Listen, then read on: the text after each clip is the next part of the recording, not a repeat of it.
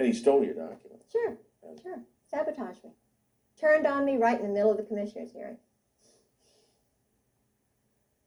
Laughed at me when I cried. Oh. You know, this is a guy who hates women. And the interesting thing is I went to his family home, and he had a wonderful mother. And he told me that his father battered his mother. His father was in the Marine Corps, and there was a picture of Chesty Puller in the basement. Well, that fits the profile, though, doesn't it? I mean, She's so genuine, his man. father battered the mother. She just wiped her But teeth. he grew up in this dysfunctional environment. Totally dysfunctional. So when he hit the military, or he was noticed in college or ROTC or whatever, so here's a guy who is susceptible to mind control. Sure, he's to got, be developed. Yeah. I think you used the term for budding. He was recognized as a potential bud. Yes. And he's moving up the ranks. His roommate was from New York, was a Zionist, and he was an outcast at the University of Virginia. An outcast? Yeah. Why would he be an outcast? He felt he was an outcast. So he had this roommate, and I don't know, this man who was the homosexual from West Virginia. Uh-huh. And we had to go by through his town, and, you know, the guy died. But this homosexual was a friend of the homosexual at Hollins, who was a chaplain there at Hollins College, whom I met. We had lunch with him one day. The father had the picture of Chesty Puller, and so forth. Well, Ern, I knew he was trying to sabotage me, and so forth, because I had already had Alexander Robinson come down from Princeton every other weekend, my husband's teacher, who was also a Marine, whose family brought over the Saudi royals, who was one of my husband's teachers, and I caught him walking around my house at 2 o'clock in the morning. I overheard him talking to my best friend's mother saying, now we just, you know, undercutting me. You know, we just don't know. Kay is just under so much stress, you know. Oh, and he's a very handsome, very dignified guy, you know. Went to Columbia University, was in Algeria, that area with the Marine Corps. Then went into the boys' school, the Hun school. He's an intelligence, without a doubt. His brother-in-law was Bill Eddy, Colonel Bill Eddy, who was I believe it's the brother-in-law. I've got to get, his name is Eddy, and it's Bill Eddy, but he was the translator for the Saudi royals during the Roosevelt administration. And the Roosevelt, the New York crowd, was trying to steal all of those countries away from Great Britain. The Balfour Declaration had sort of come in, and there was a guy named Moose, not the present Moose, who has the Africa desk at the State Department, who's an African American, but this was a guy named Moose who helped the State Department steal Saudi Arabia away from Britain. Because Britain was allowing the Saudis to be Saudis, you know, to keep their religion, to keep their culture. They were not trying to kill people right off the bat, you know. So George is part of that OSS crowd. And their stock and trade is just murder, assassination. Absolutely. Creating conflicts, phony baloney wars, Yes. conflicts, Yes. for the purpose of making Selling weapons. money. Money, drugs, controlling the drug flow.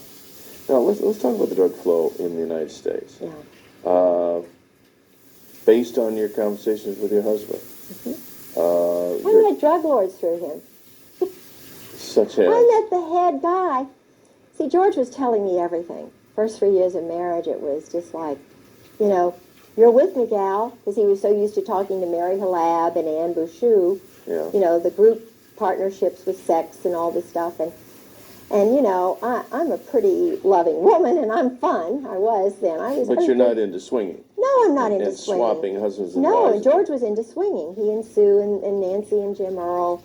You know, I mean, this was, and I heard about that from colonels and one Navy captain. But then your husband also would tell you that this is just life the way it is. Oh, yeah. In our crowd. Oh, yeah. This is All it. these generals, admirals, colonels, all these people. Yeah. Men, just, too. Yeah. So, but he was just, I'm trying to remember what we were on, something that was, that I was going to say, and I remember, Well, you know, anyway, I can't remember. Oh, he's talking about the fact that they're into making money, and this is the drug business. Oh, yeah. So you met all these drug lords. I met Fahim. As if they were just business partners. Oh, yeah. Well, he told me what they did. He, you know, Fahim was a colonel. He's in the diary, too. But George said what they do is they nurture, they cultivate the sons of prominent families in all, the State Department finds them. Mm-hmm. They're called rising stars. Mm. And they turn, that's the word they use, George used, they turn them, they bring them in, they rope them in.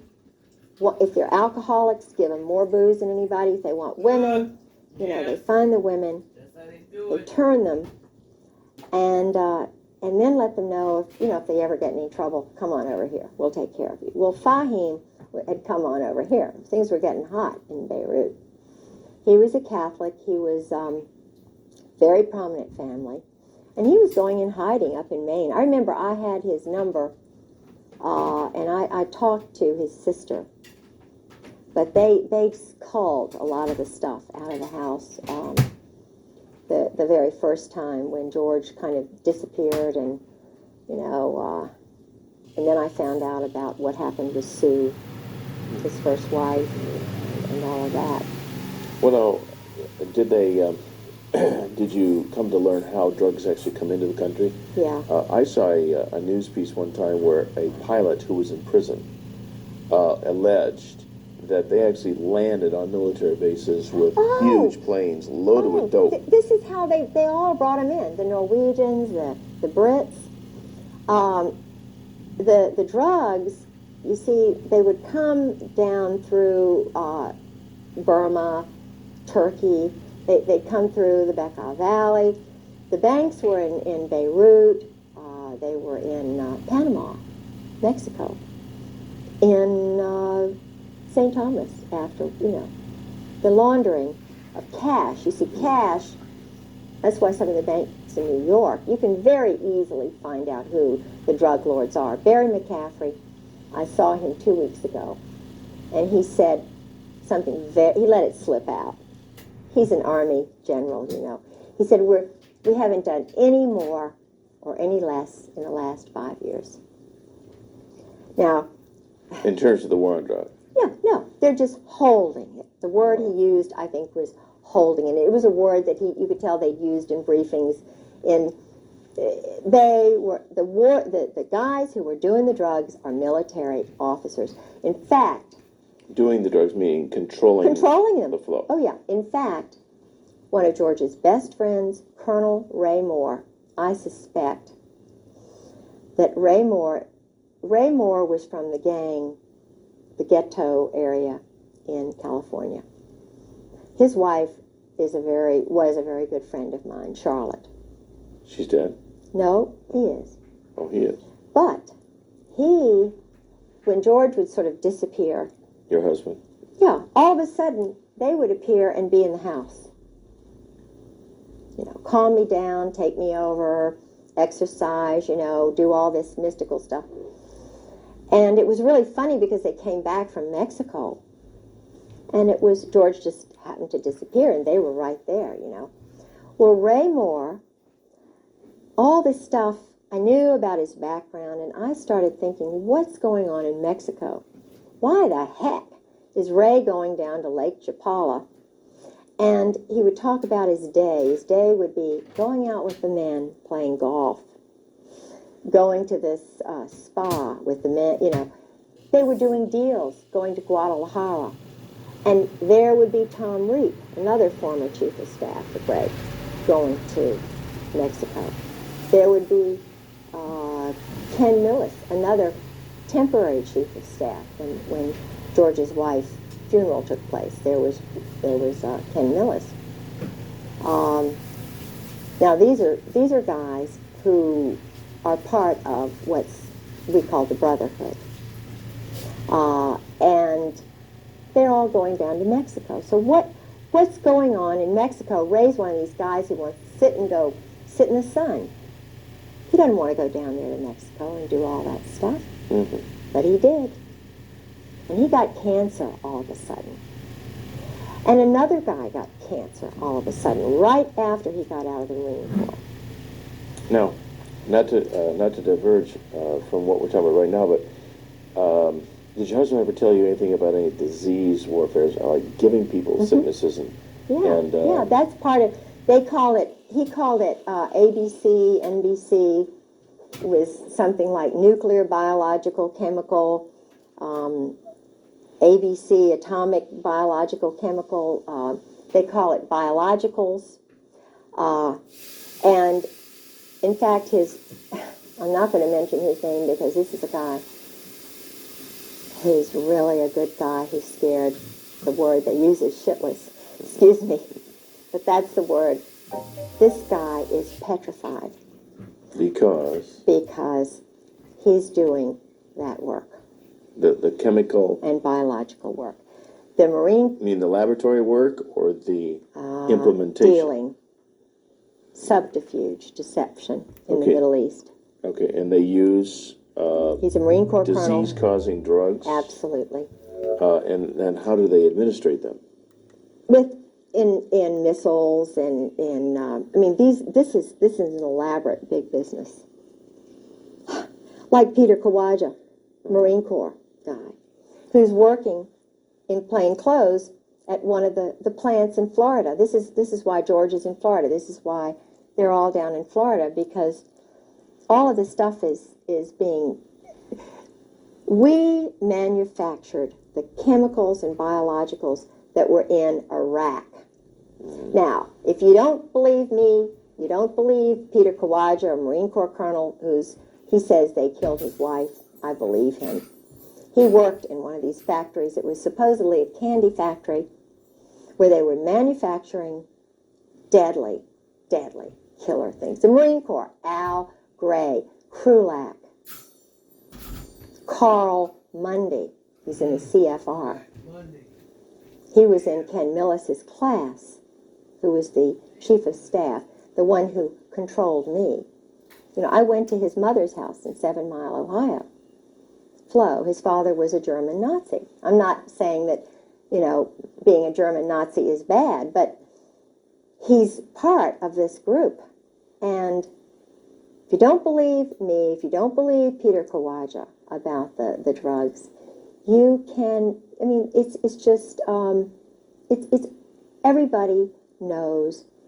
There's a guy named Randy Hebert, Lieutenant Colonel, hero, American patriot. This is a guy who should be the commandant of the Marine Corps, Krulak. I'm talking to you, I'm talking to Al Gray, I'm talking to you, Carl Mundy.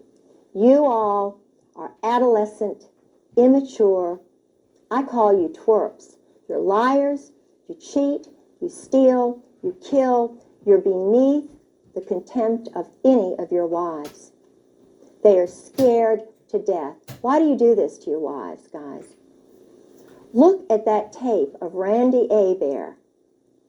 I knew Chesty Puller, and this is a strong, wonderful guy. I knew his wife, Virginia Mack. I knew a real Marine. You can't say that you knew them because you didn't. I did. Randy Hebert sat. He could hardly talk. He was leading a platoon into Iraq. His wife was sitting to his left. His wonderful father was sitting to his right. And he said, that his colonel, he's a lieutenant colonel at that time, I believe he was a lieutenant colonel, he said, my colonel ordered me, he said, all of our registers were saying, this is danger, there are chemicals, biologicals everywhere. I was told, and I was, followed orders, and he was having a hard time talking. His wife this is a young guy. His wife was having to interpret for him. He was crying. He'd been turned on by you guys. He said, on those canisters, on those boxes were American flags. Mm. Those were American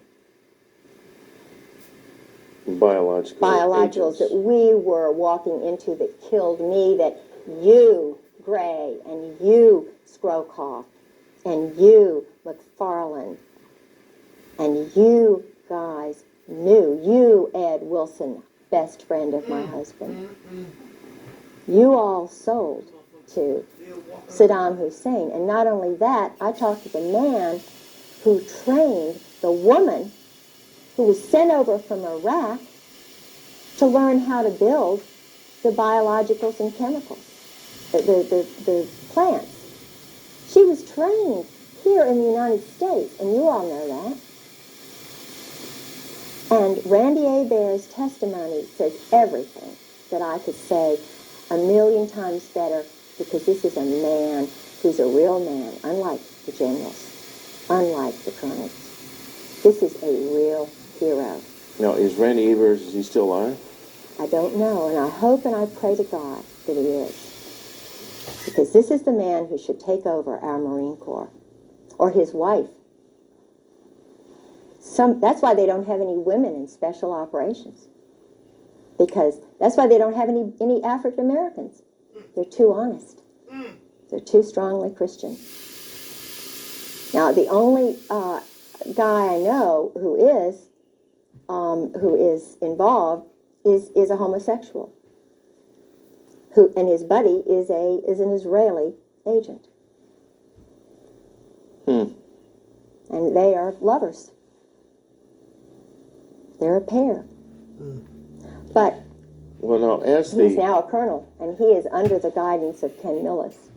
Okay, now, as these generals, over the period of years, this is consolidated to where they're all part of this club. I mean, this is something that's been going on for years and years and years. Members of the firm. Okay, so as the firm grows, even as the old guys, the gray heads get old, die off, retire, whatever, they already set in motion a system that culls out these young, budding, rising stars, and they move White their way up. supremacy at its Well, then, finest, in man. time, it consolidates to where no one is in this unless they're in the club. Absolutely. So is your conclusion, based on what you know from your husband's revelations, reading his diaries, this sort of thing, is there anybody in the U.S. military, the Army and Marines, anybody in the level of, your generals and your colonels, is there anybody who would not be in this club? No. There's nobody who doesn't know. In special operations, I would say, and I would put money in the bank on this, not one of them is not a party to this. It's not once they get that bird, Colonel, they go through an initiation ceremony. This is not and my husband told me about that too. What's the initiation ceremony like? They get them drunk. Dining in, shell back. He told me. Oh, dining in. This is a term that they use. Oh, yeah. A code yeah. word. Oh, yeah. Shell back? Shell back. They, What's that mean? anal sex. But they get them really drunk. The guys who are that way do it. It's a group situation thing. And I was told by two colonels who said, it's normal, Kay. This is just what we do in battle, This is just good old boys? This is just what we do, Kay. They get drunk and They get drunk and they ejaculate. They beat each other off. It's awful. Now, I'm not God, and I'm not going to judge them and their souls. This is a well-oiled system. And when you've got the commandant, well known as a cherry Marine, Which means? bottom, they're the bottom. The Navy guys are on the top. Think about this, because Walter Chrysler and Norfolk, each port has a hierarchy. Wealthy at the top. Walter Chrysler and Phil Hornthal. Everybody in Norfolk knows that. Where'd they meet? In the Navy. I was engaged to Jack Mace when I was at the Virginia Center for World Trade. He ran the Maritime Association, the Shipping Association. Always dealt with the labor union guys. Always all male banquets. And I couldn't understand why, I was engaged and I couldn't even go to the 1,000-man banquet. Had a big argument about that. Rock Hudson, where did he meet his guy? Navy. Jim Neighbors, Navy. All of these guys, Navy. So they're tapped for whatever it is, acting, singing, The point is, Liberace, Was he Navy? I believe he was. I know that he was, someone told me that he was a friend of one of the guys in Norfolk. There was a ring, a VMI ring of men in Norfolk, and I knew they met once a month, and some of them were married, some of them weren't. But they were all Navy. They were Army, Navy. In other words, it was kind of a group of men in Norfolk. And then I found out that the organizations like right now, was exempt from the Al-Anon is run because by of a spinal injury. homosexual. He spent the World Better War Business II Bureau. years developing his act. and The promoting Community his Fund, which reputation. is the, I forget what it's called now. I'm so old. I'm 55, but it used to be called the Community Fund. That guy, Jack Mace, And I'm wondering which one isn't. I mean, they all are, and the guys know it. So what's going on here? They know it. Old Dominion University, the Clyburn, intelligence family. He was well known. 2 reporters on the Virginian Pilot who do the very important columns and so forth. I mean, it's just. So I'm saying, who's making the decisions to do this? They're military. What is the reason behind it? Why do they keep the wives out of the loop? So when people suggest that the United States of America is becoming a modern-day Sodom and Gomorrah, absolutely, without this really is not just a broad generalization. No. That this club, as it's grown over the years, and then placing and promoting the key people in every strata of life. Right. Banking. Then the whole thing, not only the military is run by degenerates and top heavyweight degenerates, people who are moral can't possibly move their way up because they don't qualify. They kill them, they get rid of them. They can't be controlled. No. One example, I was the executive secretary for the Virginia Center for World Trade had a board of the most important, supposedly the most important leaders who were picked out by Jerry Weiner. I was a shill for that. I had, done a lot of great things at Old Dominion. They wondered why I did it because they don't understand Christians. And he knew I was a worker, so they hired me to go over to the World Trade Center, the Virginia Port Authority. I had an office in there. And Jerome Weiner, what's interesting is Mary Clark Collab worked for him. Okay. The girl who had my job, who was a normal woman like me, because there were a few who were not so normal, like Bobby Bray. Not the Bobby Bray who ran the Port Authority, but another Bobby Bray. He was very nice, but he was a known homosexual who worked with Weiner. But his secretary was pushed out of a window. Now, it was all hushed up. Of course, she committed suicide. Yeah, this was a young mother who had a baby who knew too much about his money laundering. I reported the money laundering that Book and Weiner. Now, this is a professor, head of international programs at Old Dominion University. Jerry Weiner, whose father was very high up in this Zionist group.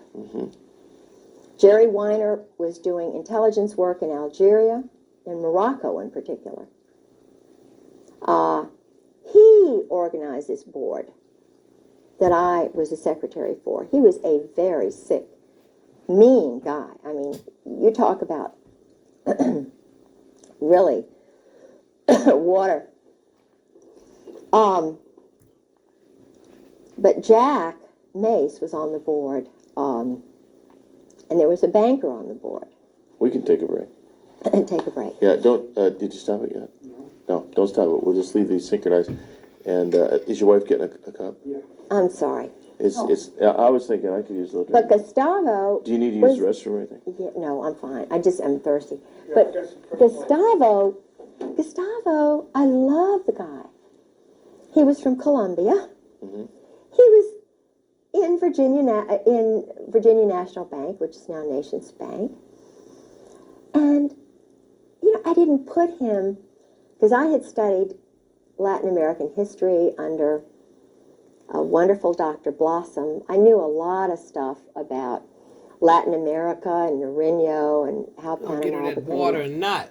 part of our Damn. country. And, I understand it was drugs and running things through and everything. But Gustavo was in charge of all the laundering that was going on at Virginia National Bank in the port. And where did he go after that? He went to Florida. And he introduced me to Ana Maria Quintero, whose brother was one of the big mobsters. I mean, the big, Colombian... I met Ana Maria Quintero. See, I don't forget some things like this. It's that's why they don't like me. Because I imprint on wonderful foreign people. I want to know them. I want to send Christmas cards, and it's not very good to have somebody like a little magnet. I'm sort of like a Monica, she's seeking out sex with important guys.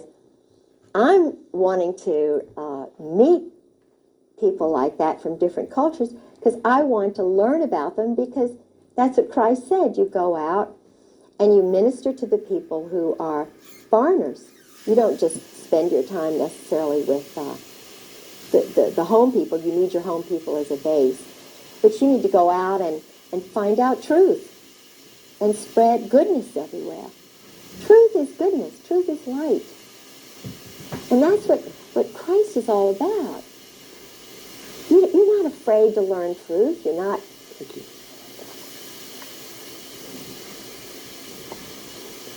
All these cathedrals and things that were built in his honor. Why? He was wonderful. Why was he wonderful? Not because he hung around a little group, but because he was out trying to... He told the big guys, look, stop being bullies and cowards. Let the poor people into your church. Everybody, God gives us all a unique spirit. Our timing is different. Everybody's fingerprints are different, eyes are... We have the right to read the Gospels. Yeah, They shouldn't keep the Bible from us. that's right. The church is not a political organization where you've got a few little guys up here telling all the mothers what to do. Who were the ones with Jesus Christ at the, on the third day? There was not one disciple there with him. It was the three women. So why are we leaving women out? Women, in Scotland at least, my culture, we're partners with our men. We need the authority of a husband. We want a strong moral husband. But what is that passage, about the good wife? I can't remember. It's in Proverbs, the virtuous Proverbs. woman. Yes, yes. Right. And she's buying, selling property. Yeah, right. She's doing everything. She's certainly not a no-brainer. So why keep her Why keep her at home barefoot and pregnant and not being able to read and speak 3 languages and welcome all the foreigners and, to come in? Hey, that's what Jesus Christ would be doing. If he were right here, he would be here right with me saying, go for it, little woman. I'm giving you the strength to tell the daggone truth. And if you get killed tomorrow, you're going up there. You're going to live forever. That's Anyway. right. Well, now these, you mentioned when you get to be a bird colonel, and they have this initiation that involves all this sexual debauchery. Yeah. Now, would Drinking first. get them good and drunk. Oh, big time drunk. Because there would be some of these who, if they were sober, they wouldn't go through with it. Couldn't go through with it. They'd have to be blasted. Yes. Okay. Yes. And now, do you suppose, I don't know, your husband maybe told you, when they go through all this stuff that they do, are there people there gathering information, Of course. intelligence on them? Of course. The chaplains are intelligence. In Nazi Germany, that you had to tell on your parents, or in the Soviet Union, they encourage you to tell on your parents. Phil Holwager, the guys who go to Yale, who become chaplains, the chaplain corps is tell all the tales on everybody. They have collections agencies. These Marines are ordered to go and collect so-and-so at so-and-so.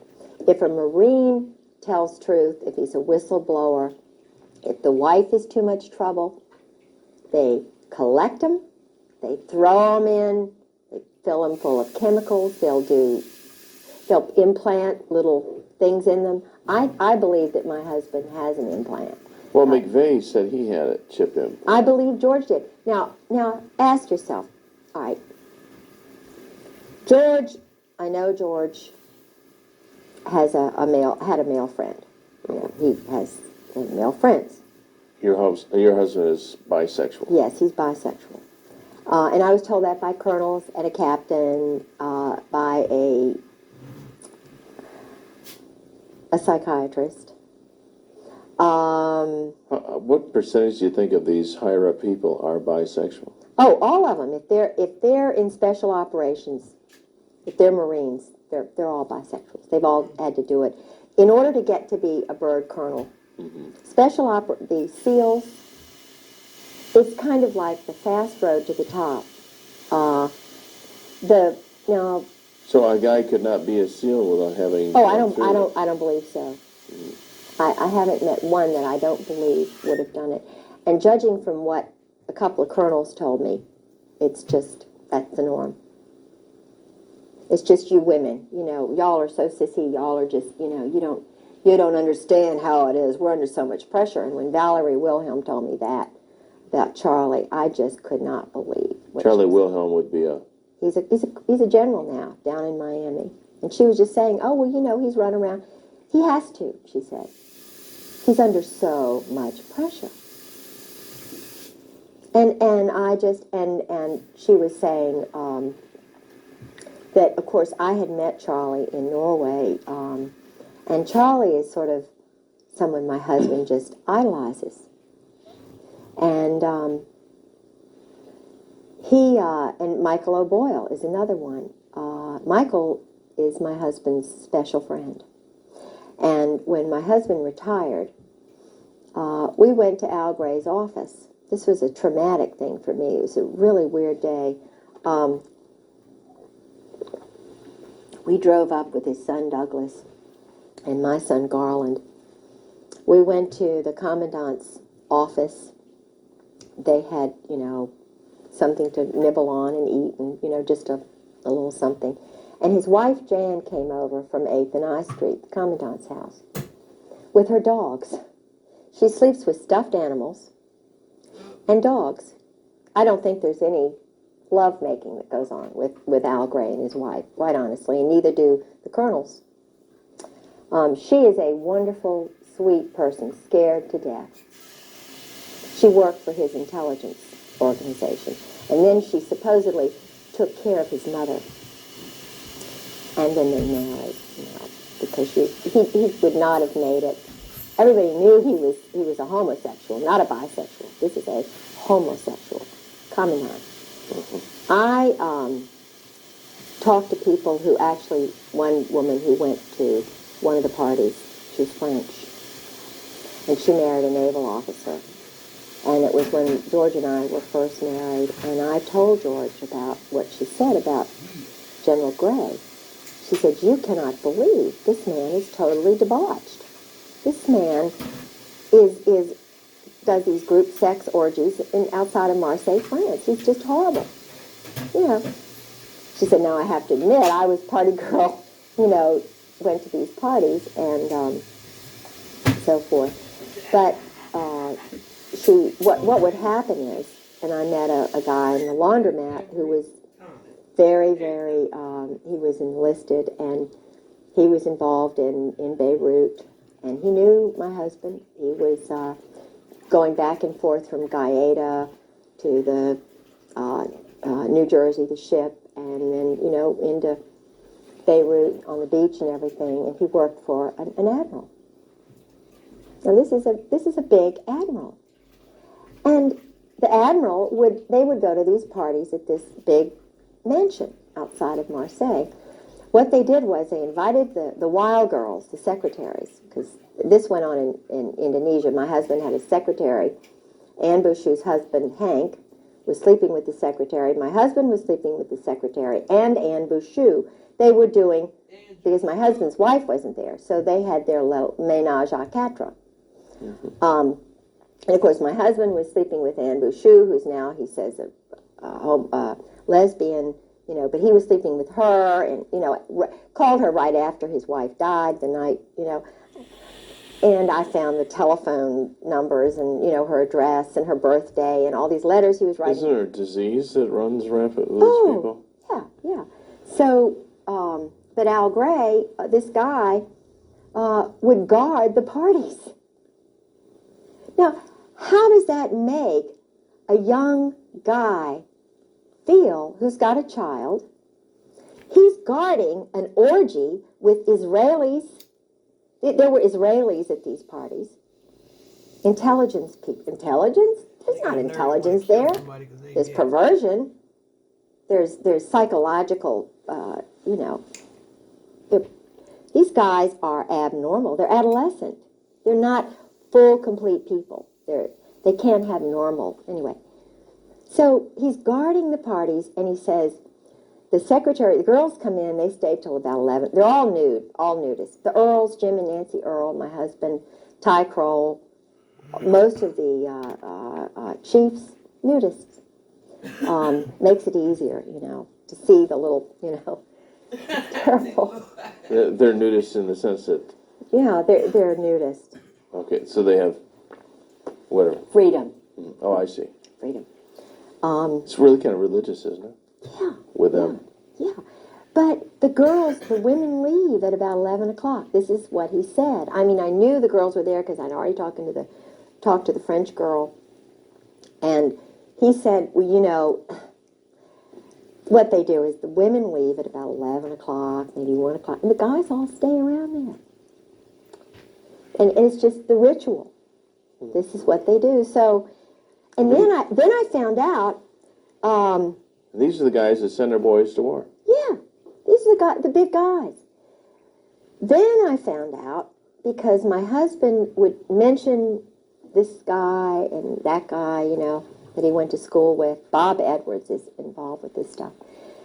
But the guy who recruited him, Charles Caddock, who was a well-known homosexual, who was the, quote, head teacher but the bodyguard for the Saudi boys.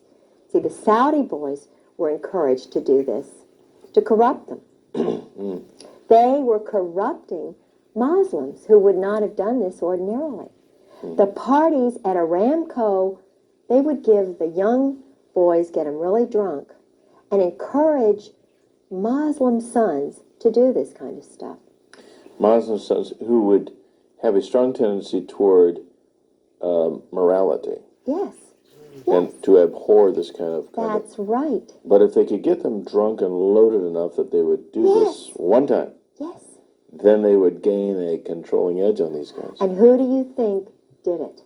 Charles Caddock and Borland, these guys, Alexander Robinson. Cheeseborough, who was the headmaster. The Saudis bought Russell House at the Hun School in Princeton. They brought over Mohammed Faisal. And, Saud, Khalid Saud. They didn't really go to classes, or whatever. And who was the young man who was partying with them? My husband, George Griggs. Who was in the group with them? Einstein. I mean, my husband was partying with Albert Einstein. I said, well, I didn't. And when would this have been? At what age in his life? 52, 53, 54, 55. I believe he said that Mohammed came over in 54. It was right after the murder, the poisoning of the one who was really good. Okay. So your husband would have been a young guy, 18, 19 years old? Oh, he was only, when they first got to him, he was in high school. So he was ninth grade. And he would be there? He was at the school with these homosexuals. They sent his parents to California. Got him a little Boy Scout job, his father. He didn't see his parents for 8 solid years. And this is amazing. I see. So then the transference is these people become your parents. They're the ones you look up to. Yeah, but they're doing things to you. Sure. Oh, they're sodomizing you. Of course. And Albert Einstein was actually... Was in that homosexual group, bisexual group. Absolutely. Camus. Sartre. Now, Camus did not...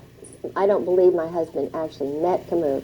But Camus was a lover of his French teacher at Princeton. Not Todevay, not the one who helped him with his paper whom he had an affair with.